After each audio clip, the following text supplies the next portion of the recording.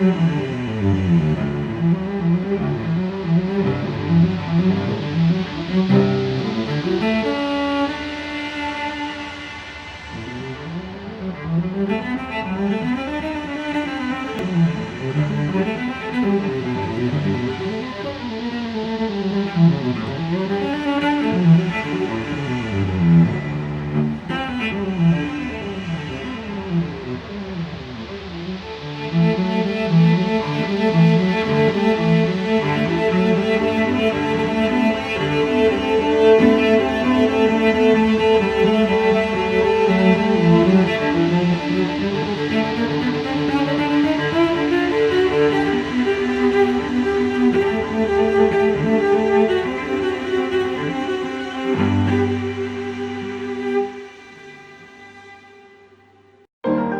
ารกำเนิดศาสตร์คนมีดังต่อไปนี้ที่เฮาแต่ก่อนหรืออดีตที่คนเฮาคิดมีความพิเศษว่าพระเจ้าเป็นผู้ปั้นแต่งเดี๋ยวนี้นักวิทยาศาสตร์หลายท่านและนักปรัชญาเพิ่นก็ได้พิสูจน์ในปี 1871 ท่านดาร์วินได้พยานว่าคนเฮาเกิดมาจากสัตว์ซึ่งมีกบเขาซึ่งเพิ่นได้ยังยืนว่าลักษณะของสัตว์มีสิ่งสำคัญหลายอย่างที่คือกันเช่นว่ากระดูกหัวกระดูกสันหลังกระดูกขากะเทียมกัน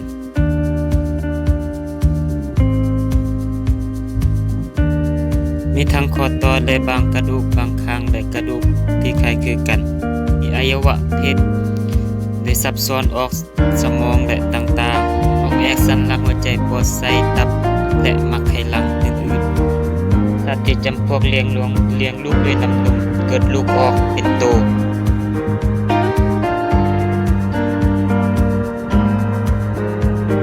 การหายใจและเลือดและระบบประสาทและอื่นโครงสร้างของคนเฮา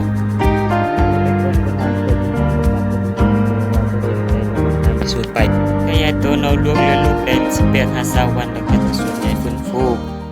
ซึ่ง2เดือนนอนลูกจะมีความยาวพอสมควรและ3เดือนนิ้วโป้งกง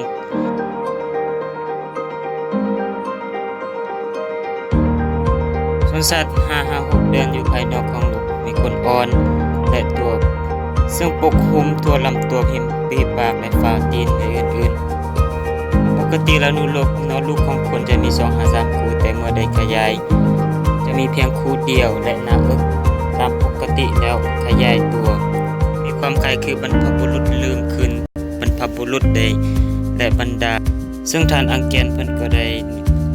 วิทยานิพนธ์ในปี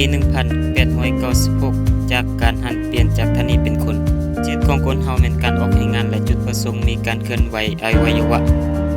การออกแห่งงานและอย่างมีจุดประสงค์บ่เพียงแต่รู้จักใช้อุปกรณ์มีอยู่ในธรรมชาติและต่างๆที่ตนเองอีกก็สามารถผลิตคือการและสัตว์สามารถใช้อุปกรณ์ธรรมชาติ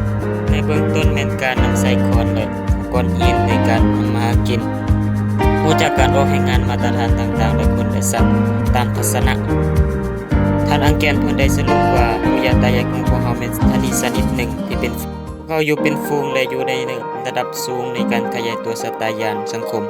อยู่อย่างนานแน่นอนและมีการดำรงชีวิตปีนไต่อยู่ถึงต้นไม้ใดและใส่หินและใส่ตีนใส่มือมันใดหลายกว่าโดยใช้2ขาตัว4จึงดังนั้น2ขาจึงขยายตัวพอสมควรและมีดินฟ้าอากาศเปลี่ยนแปลงการทำมาหากินเดินไปเดินมา2ขาและยืนบน2ขาลงดินนั้นคนเฮามี4ขาและ2ขาที่อยู่หลังเฮาบ่มักใส่มันเลย2ขาเฮาบ่มักใส่และพวกมันได้เลี้ยวสู่หาศัตรูได้ไกลการยืนจังและเลี้ยวอยู่ห่างไกลโดยการยกย้ายและอยู่นำชีวิตเป็นซึ่ง2ขาหน้าเม็ดสรุปออกจากการย่างรับหน้าที่ใหม่จากฝ่ายต่างๆและแม่นจึงค่อยๆสมบูรณ์ขึ้นหลายกว่า 10,000 กว่าปี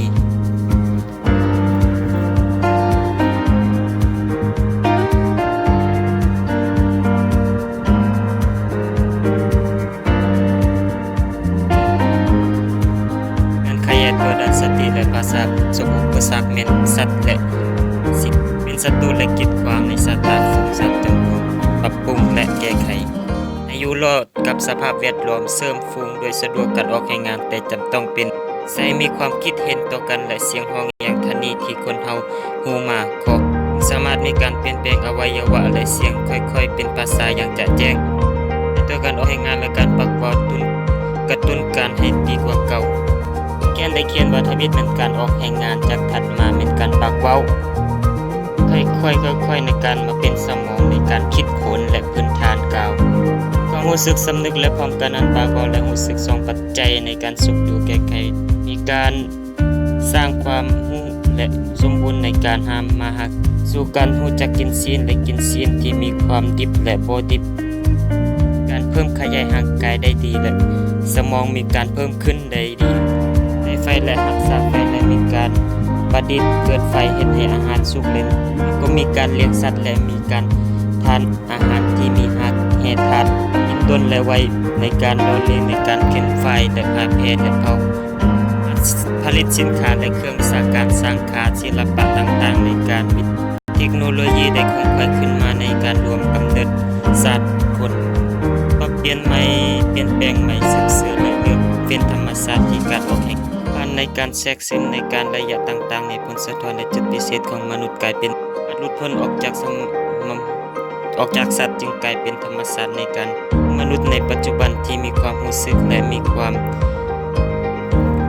คิดแต่งในเทคโนโลยีและจิต